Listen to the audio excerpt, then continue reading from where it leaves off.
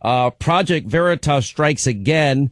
We have saboteurs within all these departments in Washington. He's going to break it open in our next segment. Now, this first came to light with the written letter in the New York Times that they decided that they thought was a responsible thing to run, which it was not. Wasn't responsible in any way. Anyway, this is now day 3 and the third installment of ProjectVeritas.com and their undercover video series.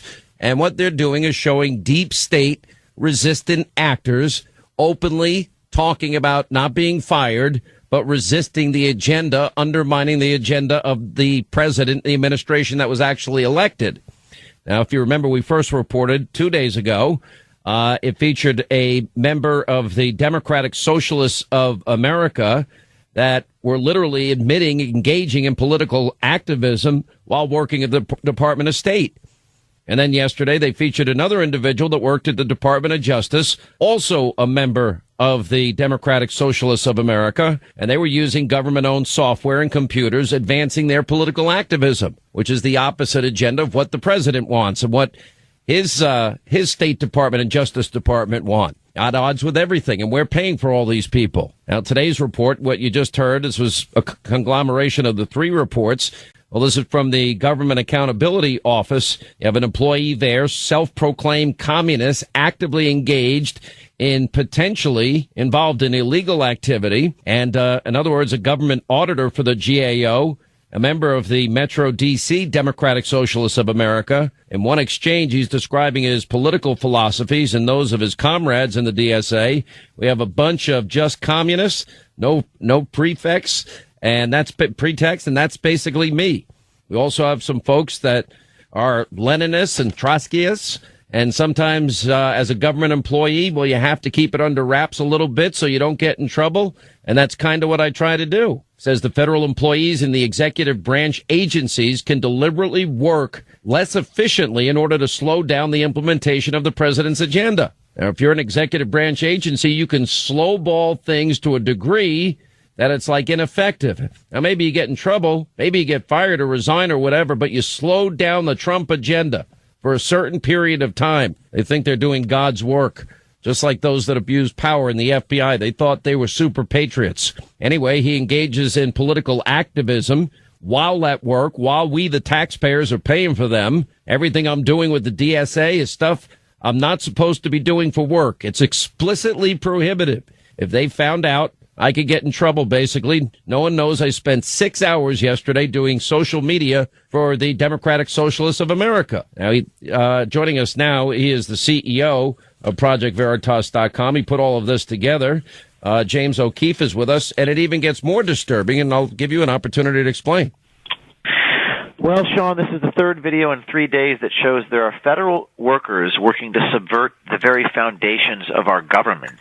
And this is the most inflammatory piece yet. This self-described communist who talks about people with security clearances, as you hear this audio here, inside the Democratic Socialists of America, inside Washington, D.C. They all are federal employees working to undermine the Trump administration. But this guy, he says that he lies on federal forms, which is a felony. It's a violation of U.S.C. 1001.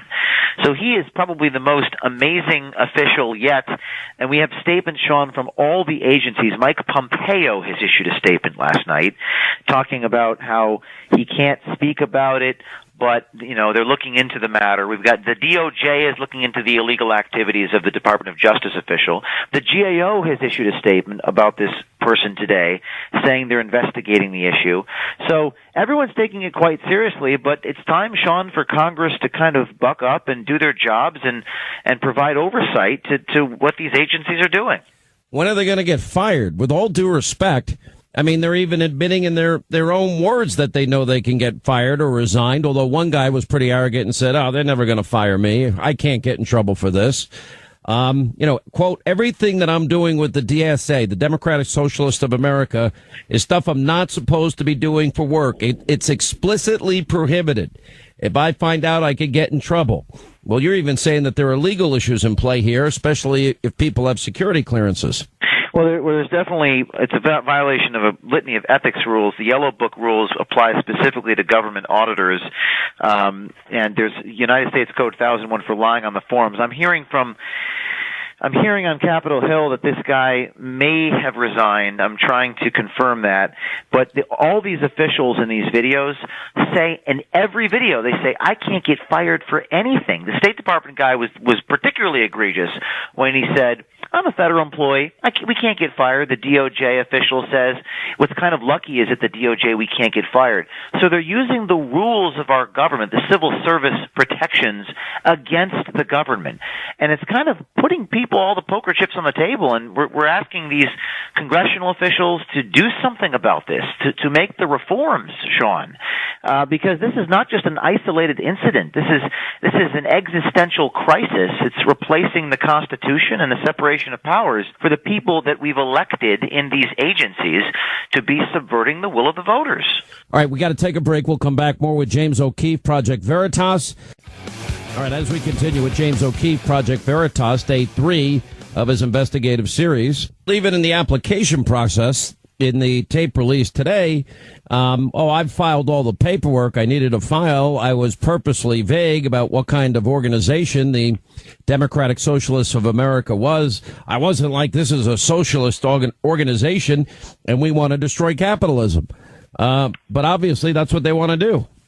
Well, that was this ethics and financial disclosure forms, and Judicial Watch asked me, how did you get those forms? And this individual, this official, this auditor at the Government Accountability Office actually gave our undercover journalist the forms in an apparent attempt to impress us with his communist bona fides, giving us the forms saying, look, I lied on the forms, and I actually spent 6 hours at work yesterday doing Democratic Socialists of America activities. He also says that he's hungover, he stays home, nobody cares, nobody provides oversight. Sean, this tape is unbelievable. It's no, what one he of the says most is inflammatory things. Yeah. Yeah, he said, well, I can stay home. He goes, no one's looking over my shoulder. And, you know, like a lot of times what I'll do, and this is kind of what I'm doing right now, I'll drink the night before, I'll telework, and then I'm like, well, if I'm 15 minutes late logging on, nobody checks. And nobody fully investigates. Nobody seems to even know what he does for the DSA. Right, and this is potentially felonious. This is criminal to lie. I mean, we talked about this the other day, that they're arbitrarily, selectively enforcing the law. Well, here's a guy who has to submit a financial and ethics disclosure form to the federal government. He's an auditor. He's a government auditor. He's supposed to provide oversight to our government, and he's lying to the government, not doing work, and conducting democratic socialist activity. And he admits that it's explicitly prohibited, and he says that nothing probably will happen to him. I mean, he said I could get fired, but you know what? No one's looking over my shoulder. So he's testing our system, and the Republicans, Sean, they have to do something about this. They have to do something. I don't have the power to compel them, but I do have the power to illuminate this and make it extremely clear to the American people just how rotten it is.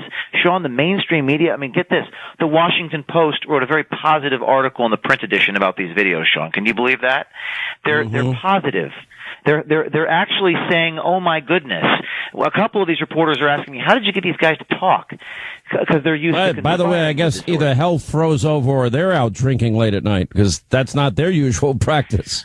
Well, listen. I mean, when the information is this devastating, when it's so clear, again, we're not showing you anonymous sources. You can see and hear the sources for yourself. When you see the hubris, the lack of introspection, the greed, the arrogance, the I can't get fired, the I'm breaking the law, at a certain point, even journalists at the Washington Post say, good on you. You know, you got them. Enough is enough. Look, it's pretty scary stuff. I mean, just the whole thing. Now, we have a case, by the way, you remember this lefty woman who harassed the DHS secretary, may have confessed to a felony.